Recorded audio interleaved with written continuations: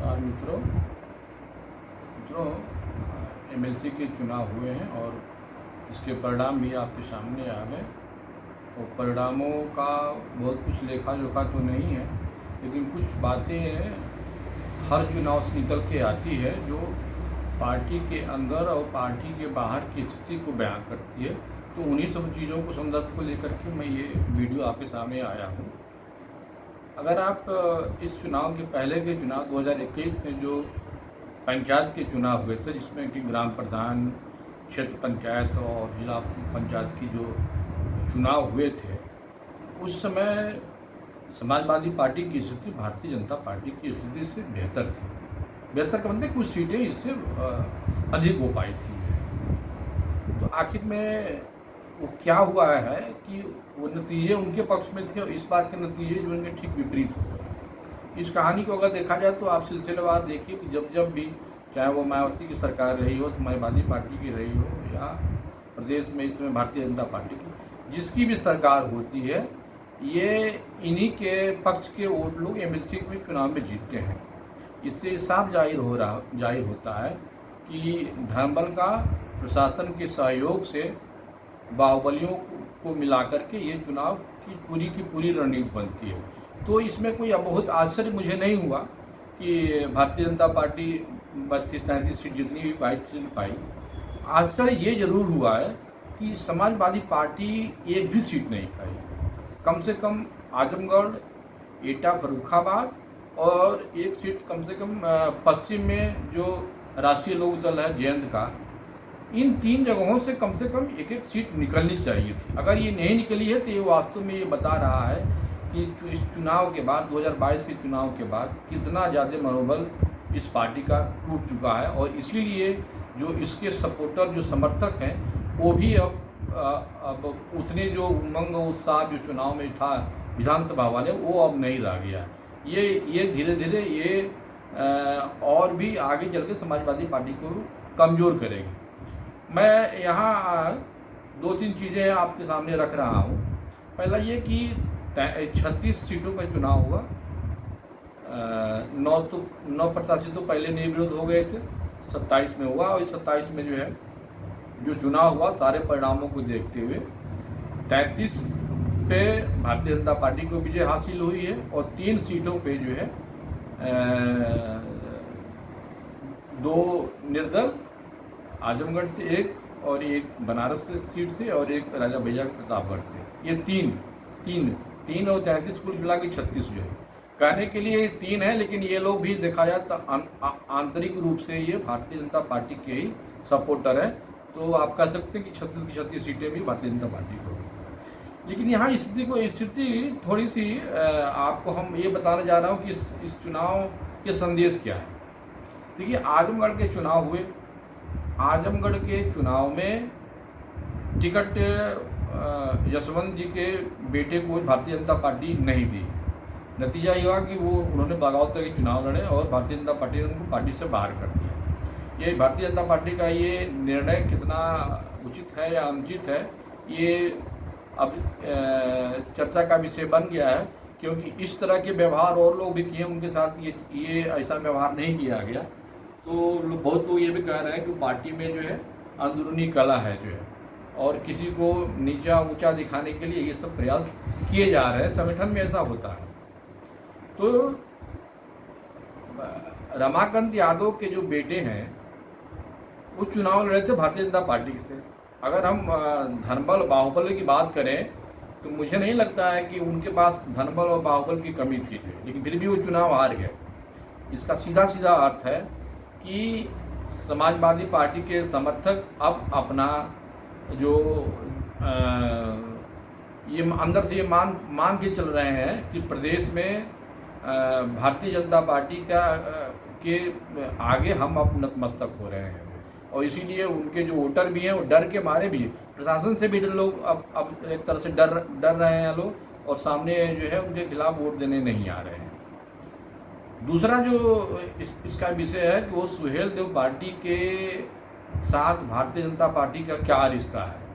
भाई, अगर आप अभी भी गठबंधन में हैं तो फिर मऊ से मुख्तार अंसारी का बेटा चुनाव जीता और इस पार्टी में वो भाग नहीं लिया। घोसी के सांसद भी वो इस पार्टी में चुनाव में भाग नहीं लिए।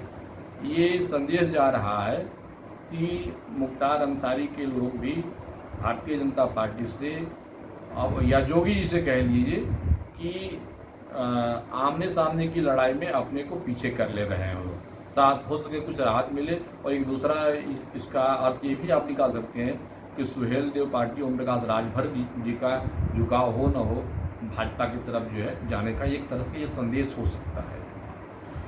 दूसरी सीट जो बनारस वाली सीट है, सबको मालूम है कि इस सीट पर एक ही परिवार का कब्जा आज 4-5 बार के चुनाव से हो रहा है। और माफिया ब्रजेश सिंह को कौन नहीं जानता है, उनके परिवार को कौन नहीं जानता है। इसके पहले चुलबुल सिंह थे, उन्हीं के परिवार के थे। उसके बाद 2 बार और है एमएलसी, फिर ये ब्रजेश जी रहे और इस बार उनकी पत्नी को टिकट मिला है। और भारतीय जनता पार्टी का भी कैंडिडेट खड़ा हुआ है। यहाँ देखने वाली चीज़ है ये जो मैं अंतःकला की और एक जो भारतीय जनता पार्टी की जो रणनीतिकार है उनकी मैं समझ नहीं पा रहा हूँ कि आखिर में वो ऐसा क्यों किए लोग कि भारतीय जनता पार्टी की हर जगह तो जीत हुई है और प्रधानमंत्री मोदी के जो संसदीय क्षेत्र हुई है वहाँ पे हार मिली है। ये अपने आप में एक बहुत बड़ा मुद्दा बनना चाहिए। जिस तरह से लोग विधानसभा के चुनाव में शहर दक्षिणी के सीट हार रहे थे लोग, और इसके जीतने के लिए मैं कम से कम ऐसे 2-3 मीटिंग में गया जहाँ पर असम के सांसद, गुजरात, राजस्थान के लोग, संगठन के लोग, महाराष्ट्र के लोग आए हुए थे और एक विधानसभा जिताने के लिए। तो आखिर में ऐसा क्या हुआ कि एक एमएलसी की सीट पे इतना भारतीय जनता पार्टी के लोग इस पे ध्यान नहीं दिए। एक तरह से देखा जाए तो ये बहुत अच्छी सोच पार्टी की नहीं रही है। और अगर ऐसा ही करना था उनको, अगर ब्रजेश सिंह को जो चुनाव जिताना ही था तो भाई आप मिर्ज़ापुर बगल की सीट है, मिर्ज़ापुर सोनभद्र है, विनीत सिंह है, विनीत सिंह भी माफिया हैं, उनको आप भारतीय जनता पार्टी के सिंबल पर चुनाव लड़ा सकते हैं। तो अन्नपूर्णा तो कम से कम माफिया तो नहीं है, ठीक है, माफिया के परिवार की जरूर है, उन पर तो वो लेबल नहीं है। तो आपने अगर भाजपा से टिकट दे दिया होता अन्नपूर्णा जी को तो कम से कम मोदी जी की इज्जत भी बच जाती है और भाजपा की सीट भी बरकरार रह जाती है। अब ये स्थिति हो गई है कि अब हर जगह एक चर्चा तो होगी कि भारतीय जनता पार्टी उत्तर प्रदेश में सारी की सारी सीटें जीती सिर्फ प्रधानमंत्री के संसदीय क्षेत्र को छोड़ करके। तो इसकी इस फल का जिम्मेदार आखिर कौन होगा?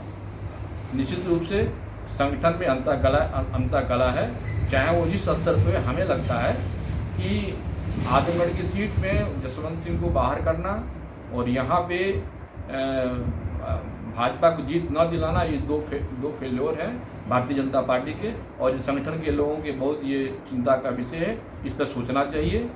और ये भी देखने में आ रहा है कि जब योगी जी से संगठन लड़ाई ले रहा है तो संगठन हार जा रहा है और योगी जी का पलड़ा भारी हो जा रहा है। तो इस तरह से अगर ये बात बनेगी तो हमारे ख्याल से ये बहुत ही भाजपा के लिए असहज की स्थिति आगे कायम करेगा।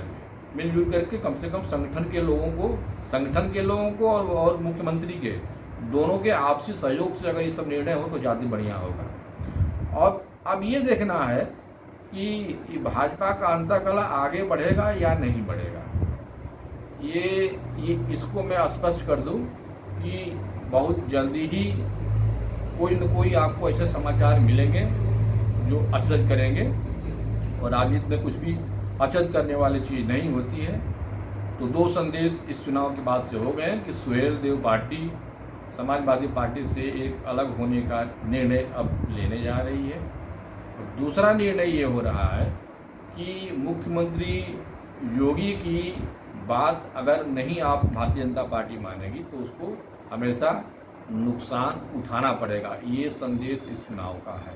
तो मित्रों, ये भारतीय जनता पार्टी इस एमएलसी में जो सीटें हैं आज अब उनका पूर्ण बहुमत हो गया है। कुल 100 सीटों में 66-67 सीट एमएलसी की हो गई है। और आने वाले दिनों में जब चुनाव होंगे जो है वो जून जुलाई तक ये संख्या और बढ़ जाएगी। और ये ताजुब नहीं होगा, आप देखिएगा कि विपक्ष में जो 1/10 हिस्सा होता है, अभी तो 17 सीट है समाजवादी पार्टी के एमएलसी की जो है, मिनिमम जो है प्रतिपक्ष के नेता बनने के लिए कम से कम 10 सीट चाहिए, 10% सीट चाहिए, यानी कि 100 अगर एमएलसी की सीट है तो 10 चाहिए। और ये 10 सीट भी समाजवादी पार्टी की नहीं होगी आने वाले 6-7 महीनों में। तो समाजवादी पार्टी अपने को चिंतन करे और कम से कम पश्चिम से लेकर के पूरब तक ये जो पार्टी का जो मनोबल टूटा है, जो उनके समर्थकों का टूटा है, उसको उठाने के लिए कुछ न कुछ प्रयास उन्हें करना चाहिए। नहीं तो 2024 आते आते फिर भारतीय जनता पार्टी जिस तरह से 2014 में सीटें पाई थी और सब साफ हो गए थे, वही स्थिति इस बार भी बनने जा रहा है। नमस्कार मित्रों, अगले वीडियो के लिए मुझे